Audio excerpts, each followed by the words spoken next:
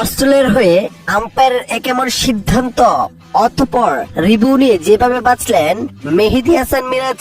প্রিয় দর্শক, প্রথম টেস্টের তৃতীয় দিনে আজ মাঠে নেমেছে বাংলাদেশ, যেখানে দিনের শুরুতে ব্যাট করতে নেমেছে মেহেদী হাসান মিরাজ ও হাসান মাহমুদ। দুর্দান্ত ব্যাটিং এ এগিয়ে যাচ্ছিলেন তারা, তবে ইনিংসের ১১২তম ওভারে দুর্দান্ত একটি ডেলিভারি দেন অস্ট্রেলিয়ার প্লেয়ার। এটা রীতিমতোই সঙ্গে সঙ্গে এলবিডব্লিউর আবেদন করে বসেন অস্ট্রেলিয়ার প্লেয়াররা।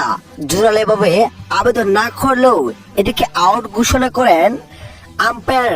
এরপর রীতিমতোই কোনো দেরি না করে রিভিউ নেন মেহেদী হাসান মিরাজ। এরপর রিভিউতে স্পষ্ট দেখা যায় ট্রাম্পের অনেকটা বাহিরে ছিল বলটি। এরপর আম্পায়ার ক্ষমা চেয়ে এটিকে নট আউট ঘোষণা করেন। সঙ্গে সঙ্গে রীতিমতো অবাক হয়ে যায় অস্ট্রেলিয়ার প্লেয়াররা। দুর্দান্ত সিদ্ধান্ত নিয়ে দ্বিতীয়বারের মতো ব্যাটিং এর সুযোগ পেলেন মেহেদী হাসান মিরাজ।